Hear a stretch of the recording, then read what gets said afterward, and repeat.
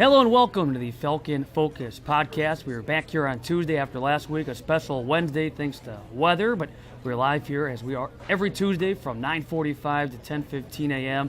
here from the Concordia Cafeteria. And we're live on Facebook Live, archived on cuwfalcons.com. You can download the audio thanks to Podbean and listen that thanks to iTunes. Hard to believe when you look outside, you step outside, that warmer weather is on the way, but starting to make that transition from winter sports to spring athletics here on the Concordia campus. And today we focus on a couple of spring sports, talking baseball. We'll be joined in our next segment by Concordia head coach Eddy Morgan. We begin by talking softball, being joined by redshirt junior catcher Sam Schumacher. And the softball season gets underway from Rosemont, Illinois, coming up on March 3rd against both Lake Forest and Buena Vista. Sam, thanks a lot for your time. And thanks for having me.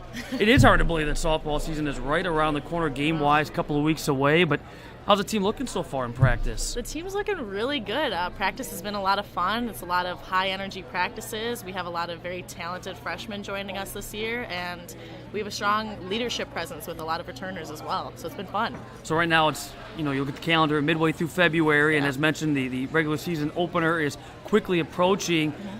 What's the focus right now in practice as you get closer to that first game? What's been the emphasis here as things start to get more serious? Mm-hmm. Yeah. I would say the focus is really finding our strengths and really correcting them, perfecting them, making sure that we all are starting to play and work together as a team, and then kind of going from there with preparing for competition. You talked about the roster already, where you break it down. There are 12 freshmen to go along with a couple of sophomores, 5 juniors, only 3 seniors. So at least on paper, it is a younger squad, a lot of newcomers. How have the newcomers been fitting in? They've been fitting in very well. Yeah, they've all really bonded well with all of us. They have a really good chemistry with all of us. They all bring a lot of positivity to the team, and that's definitely huge. Does that take some getting used to, though? Like, even for yourself, who's been with this program now the last number of years, you have so many new faces. Do you have to do a little meet and greet?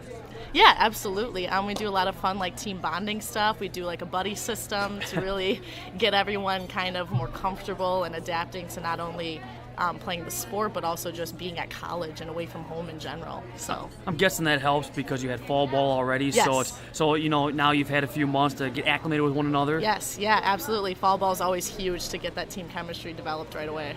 So at least in practice, in your opinion, from what you've seen, who are some of the players that maybe your teammates that stand out that you think could have some great springs? Teammates? So I would definitely say a lot of our returners. We have Molly O'Connell, who's doing really well already. We have Maddie Zazes, Becky Bond, and Sarah Rosno, obviously our seniors. But then we have a lot of, it's hard to pick any of the freshmen out yet because they're all so talented and fill such a really crucial role right now. Last year you played in 23 games and, again, focused squarely on catching throughout 7 would-be base stealers.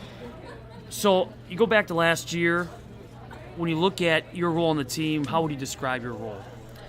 My role on the team, I find, is just basic leadership. I'm there to be the constant communicator for everybody, kind of let them know where to go with the ball, things like that, really think the game through. So I would just say overall, just being a communicator.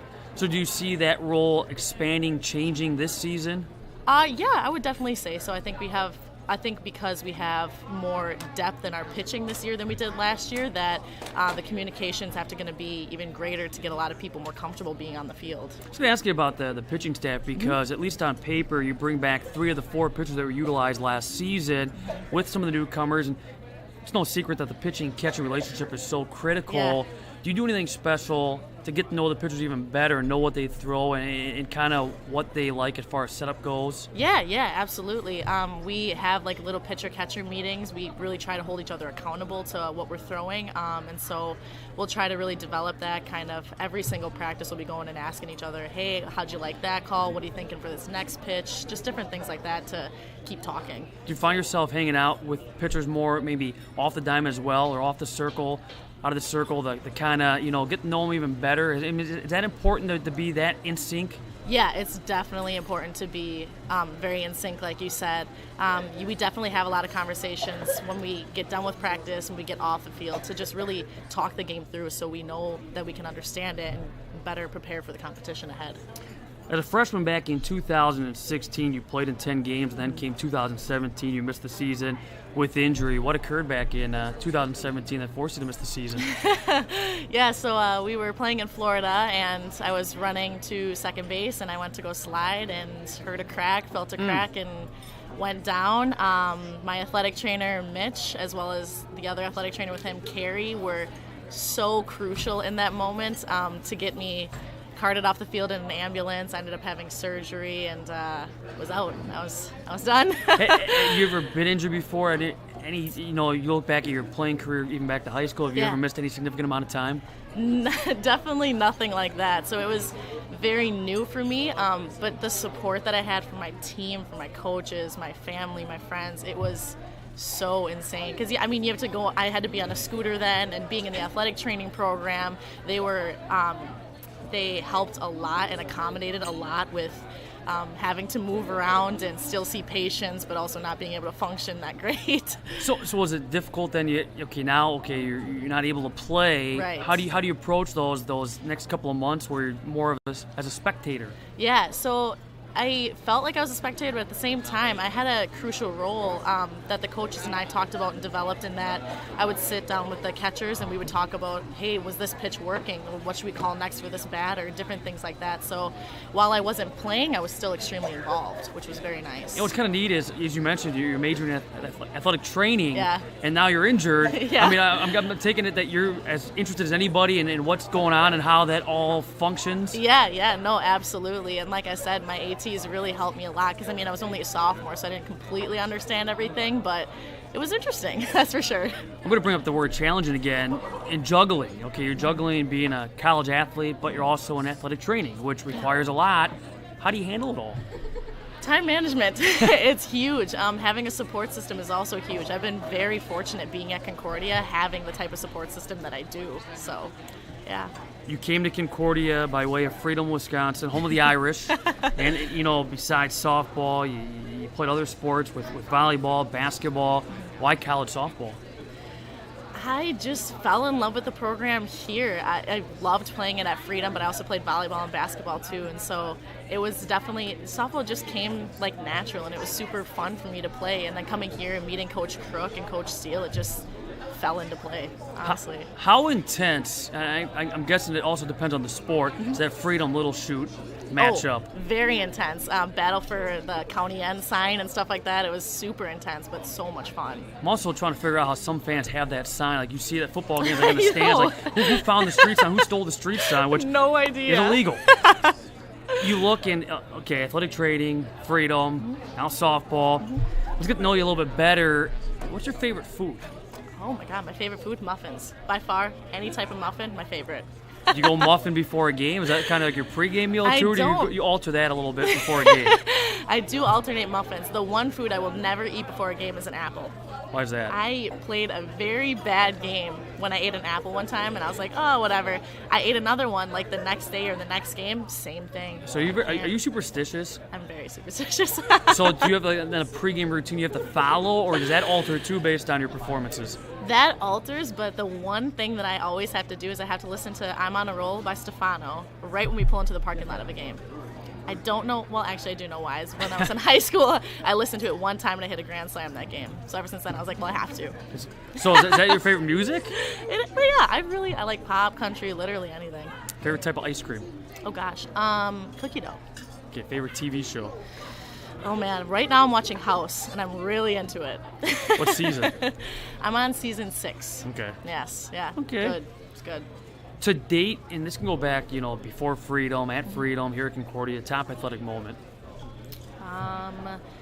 When we were playing against Winneconne in a softball game, and the news crew, they came to a game, I don't know why, it was a high school game, whatever, and I was up to bat, and I hit a grand slam, and it was on the news then. So that was pretty cool. Were you still listening and we ended up winning. When you hit that grand slam, were you listening to that pregame music still? Yeah. So this has been going on for a while. Yeah, it has been. Okay. Nickname? Sammy. People call me Sammy. I prefer Sam, but the minute I stepped on the field, I was Sammy. So. And you're okay with that? And I'm okay with that. You're okay with that? Do you have any hobbies, talents? Talents? Oh, no. I don't think I have any talents, but people say I'm a very sarcastic person. Okay. So they find that funny. I don't really know why, but we'll go with it. It works. Do you have a lucky number?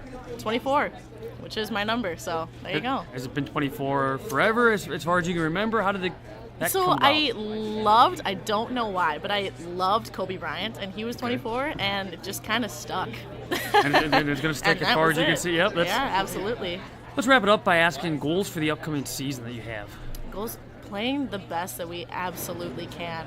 Like I said before, we have a lot of talent, a lot of very dedicated, hard workers. So if we put everything together, I think we can do extremely well this year.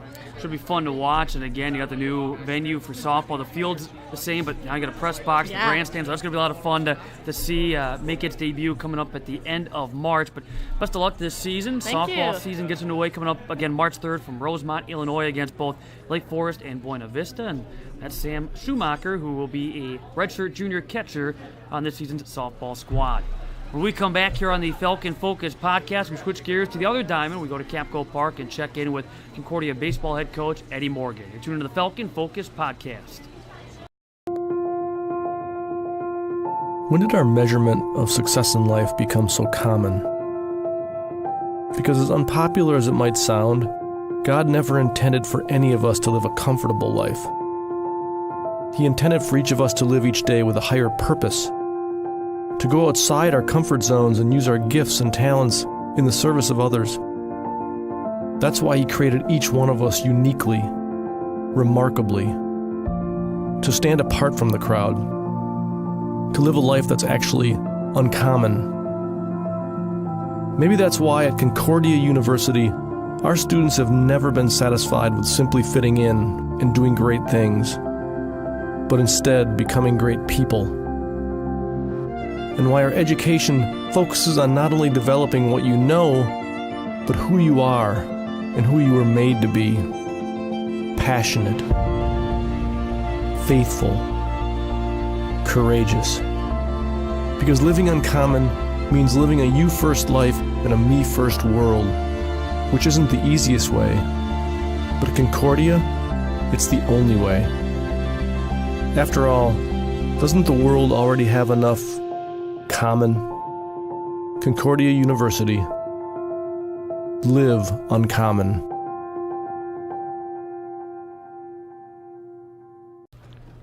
Welcome back to the Falcon Focus Podcast as things wind down here inside the Concordia Cafeteria. We're live till 10:15. We'll be every Tuesday live on Facebook Live, archived on cuwfalcons.com. Download the audio thanks to Podbean and listen through iTunes. And also a quick reminder that women's basketball will be home tonight. First round of the NAC tournament as the Falcons as number 3 seed will entertain number 6 MSOE. It's a blue out, so sport your blue as the Falcons and Raiders meet inside the John Boog Fieldhouse.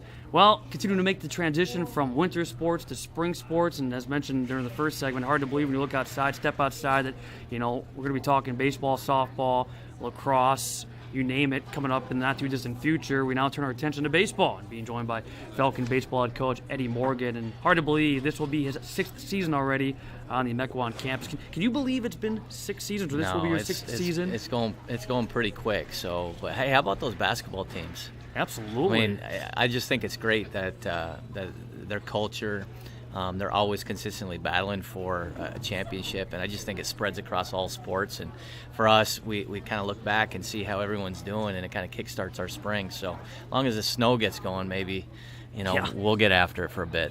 And men's basketball, the co-regular season conference champs, the number 2 seed, they will be at MSOE for a semifinal come Saturday.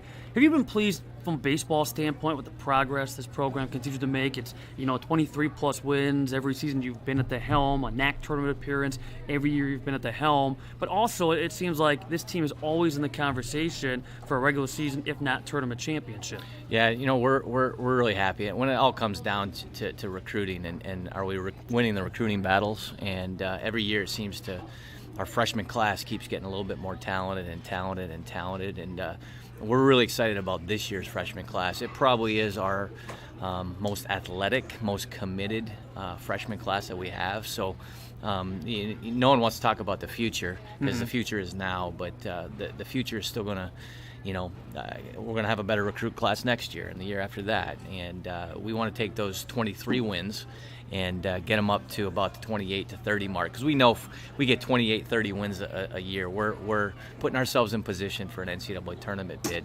Conference keeps getting better, so that's even more challenging.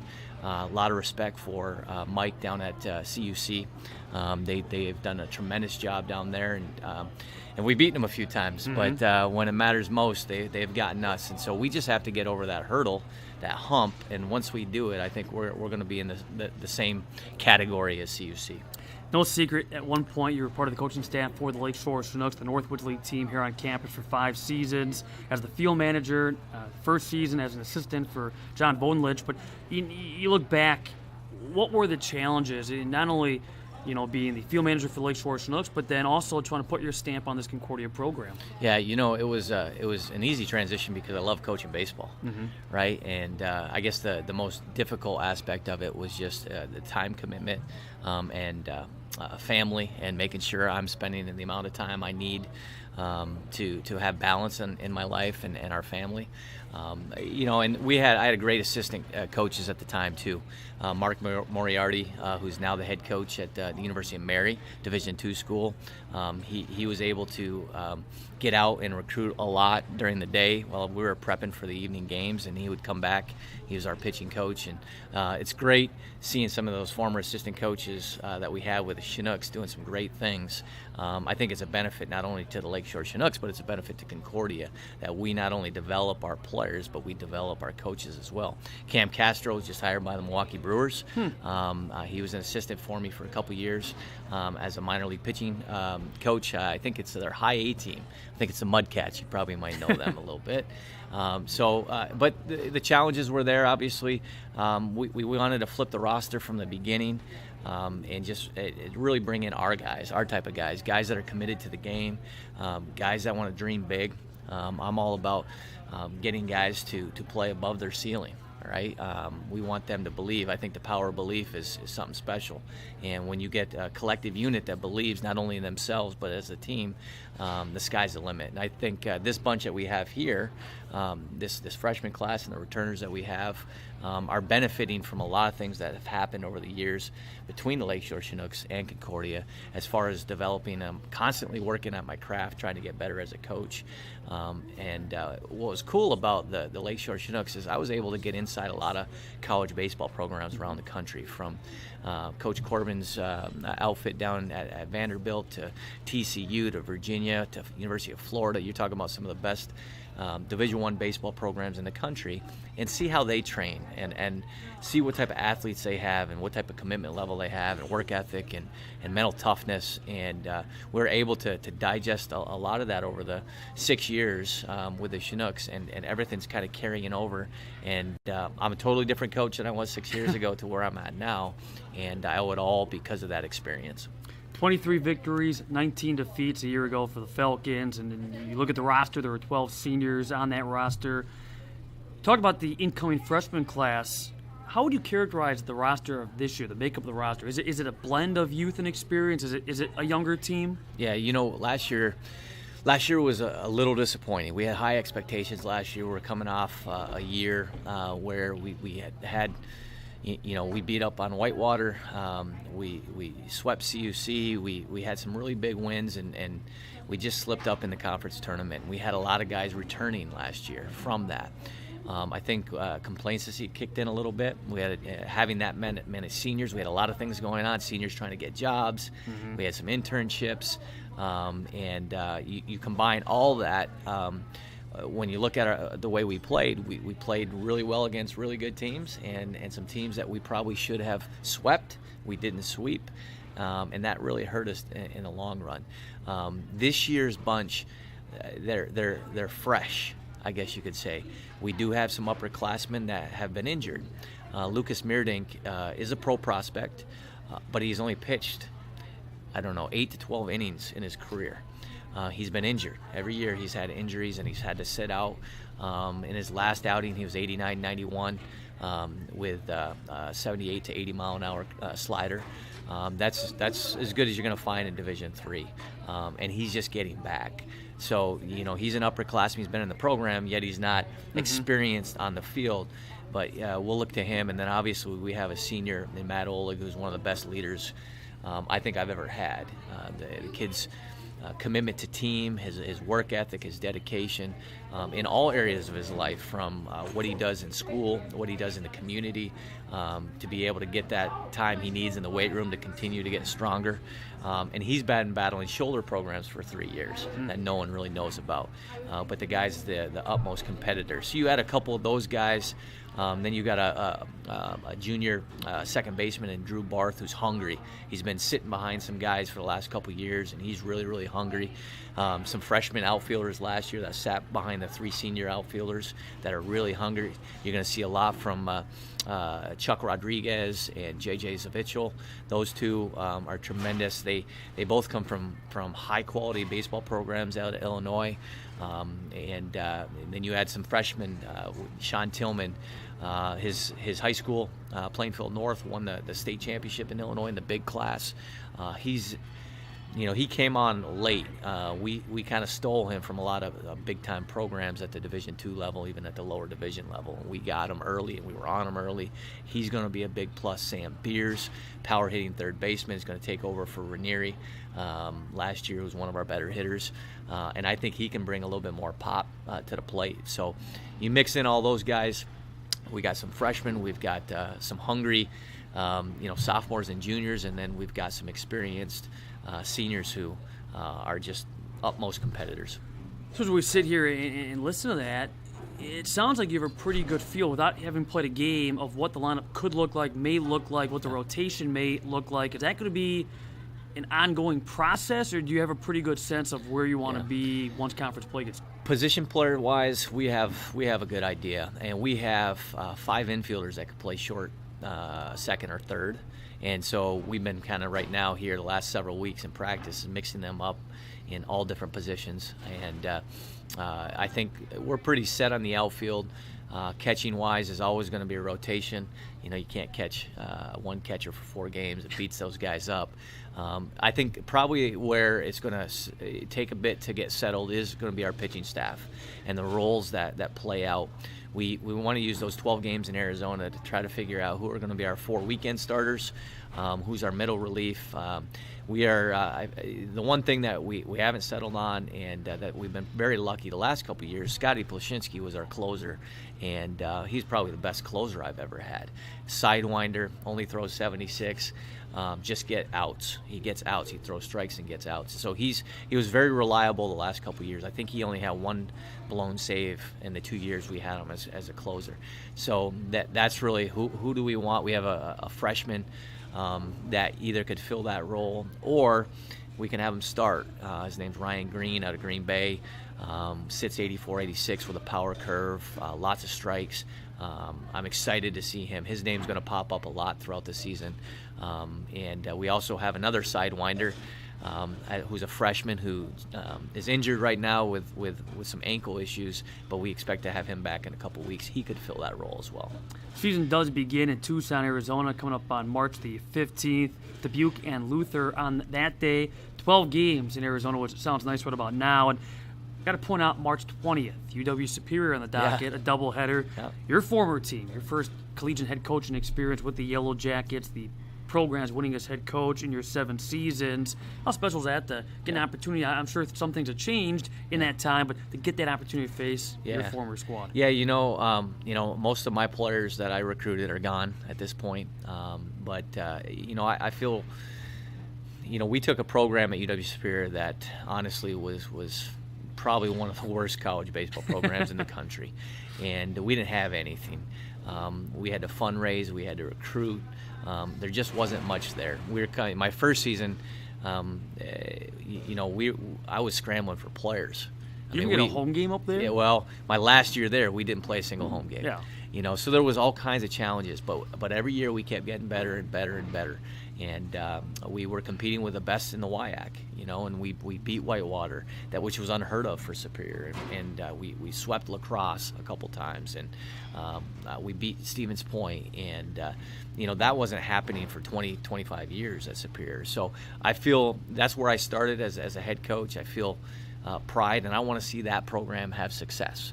I expect that they know my background. They're going to come and, no matter their talent level or where they're at right now, they're going to come and they're going to want to beat their former coach, even though none of those players played for me. So I'm pretty excited about it. But, I tell our players all the time, even how we practice, every day is a championship day. And, we've got to stop the inconsistency of playing down to teams and playing up with teams. We have to find a consistent level where we're playing elite baseball every single game. Whether it's the fourth game of a doubleheader, whether we're playing a team that's 3-36. And to me, it's just focusing on what Bill Belichick says with the New England Patriots is you've got to do your job. It doesn't matter who you're playing. You're playing the baseball. And if everyone does your job collectively, we're going to see tremendous success who we're playing. I'm guessing, though, going back to that weather comment, though, when we complain here on the shores of Lake Michigan about it's cold, it's lousy in the springtime, that's nothing compared to probably what you were accustomed to or used to up in Superior. What, if you kind of think back, do you remember a game, maybe one or two games that maybe stand out and say that's the worst weather I've ever coached or played in? Well, we played, there were days where it was snowing and the wind chills were probably 10 degrees, where you can't feel your fingers. Can't feel your feet. How do you pitch? It's tough. It really is. And we've had some cold days here when that wind blows off the lake, but we want to use that to our advantage here. And that's what I told the players at UW Superior is let's take. No one wants to come to Superior to play a game. Yeah, that's true. And to be honest with you, some of those Illinois teams don't want to come to our place because it can be cold and the wind can come off the lake. And to me, that's a benefit. One, it really you find the separation of the guys who are mentally tough and who are not. To me, it's easier to pitch because it's harder to hit. You get inside a little bit, and the ball doesn't carry very well, and we're playing on turf, so you're not, waiting for that bad hop off the infield. So there's some advantages to playing in the cold, and that's how we try to flip the script a little bit at Superior, and we're trying to do that here as well. And what some people may not realize is your first ever head coaching experience at the helm of UW Superior came against Concordia from the Metrodome in Minneapolis. It was 24 hours of baseball at the Metrodome, and I think the Falcons and the Yellow Jackets had some ridiculous midnight, 1 a.m. time slot for a doubleheader. And so not only was your first game against Concordia, but your first collegiate career victory came against Concordia. Do you remember much about that doubleheader? I do. And obviously everyone knows Coach Kuiper is still on my staff as our outfield coach, and I like to bring that up once a year. But I do remember it, and it was something special, and my family was in the stands, and I grinded hard as an assistant coach at St. Scholastica for a number of years to get an opportunity to run my own program. And Sean Cummings, who was one of my favorite players at UW Superior, hit the walk-off. It was a double in the left center gap, and the ball just kept carrying, and I'm at third, and I'm just wheeling the guy at first, and he scored all the way from first for the win. So that was pretty special. Now, to Val's credit, Concordia got us pretty heavy in game two. I think they 10-runned us in game two, but I still want to, take it to Val. I remember doing the broadcast, but that's all I remember because I think I was half asleep in the press box. I mean, it was 2, 3 in the morning, but we had listeners. I mean, that's the crazy part about it. Yeah. I mean, we had some great loyal fans, but no, that's your first coaching experience coming against the Metrodome. Falcons. The Metrodome, as bad as everyone want to say it for college baseball, was a tremendous asset for the teams in the Midwest. Now they've opened that up a little bit with US Bank Stadium. This year they didn't because they're hosting the Final Four. And so we may go back in a year or two and test it out and see how US Bank is, see if we can relive some memories. Following the Arizona trip, the conference will get underway with a doubleheader at Aurora, that on the 30th of March. Wrap things up. You kind of touched on this earlier, but what are your expectations for the conference? I'm guessing Concordia Chicago again will, be the team that everybody tries to unseat, but Aurora's going to be right there, and I'm guessing some of the usual suspects. Yeah, it will be the usual suspects, and Schmidt has a very talented group at Benedictine. Aurora has a lot of guys back from last year, and he does a great job down there. Flip over at MSOE has done a tremendous job. Really improving the profile of the top half of our conference. This is as good as you're going to find. You're always going to have some guy. There seems to be a team every year kind of jump up out of nowhere, whether it's Marion or whether it's Edgewood or Rockford. One of those teams always seems to be up there. But look, if you don't come to play every weekend, it doesn't matter who you play at the Division III level, you'll get beat. And we saw that last year. So if you're not ready to play, and there's a lot of things you can't control. Last year there was a lot of weather issues. Because we were pretty fortunate the last several springs. We didn't really have a lot of issues, but we had a snowstorm 2 days before we played CUC last year, and we're out shoveling the snow. But we got a sweep of them here at our place, so maybe we need to shovel snow more often.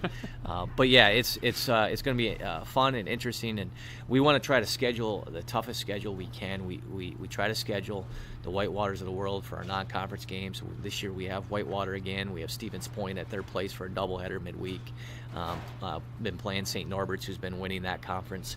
So just trying to balance out our schedule to make sure if we do get those 28-30 and we do slip up in the conference tournament, that we're in the discussion based on our strength of schedule for an at-large bid. 2 years ago, we were in the discussion, and we just fell a little short. So we're trying to do our best to schedule us strong, and then our conference is helping us out now. They're seeing the light, too. They're seeing everybody get better, and it just makes for great Division III baseball. For anybody who hasn't been out to see a Division III baseball game, there's not a lot of separation between the levels at the high end. If you're looking at some of the top Division III, you're going to see the same comparable type of baseball at the Division II level. Obviously, there are some real high-end D2 guys, and then obviously you've got your Power 5 of your Division I, but you could put some of those teams up against some of the smaller Division Is, and you wouldn't really know the difference. So it's an exciting time to be part of college baseball. It's growing, which is great, and our conference is growing, so I'm looking forward to this spring. Coach Morgan, as always, thanks a lot for your time. Best of luck this season. The king of all media. This is the man, the myth, and the legend. I don't know if I would say king, but March 15th is the first pitch for the Falcon baseball team. Again, that will be in Tucson, Arizona. A couple other quick notes. Again, women's basketball tonight, NAC tournament, a first-round matchup against MSOE. Blew out. If you cannot be inside the John Book Fieldhouse in person, well, the game broadcast for you on the Falcon Athletic Network at 7 p.m. But thanks to Sam and to Coach Morgan for joining us. Softball and baseball is around the corner, and we'll continue our programming with spring previews next Tuesday as well. Hope you'll join us 9:45, 10:15 Tuesday for the Falcon Focus Podcast.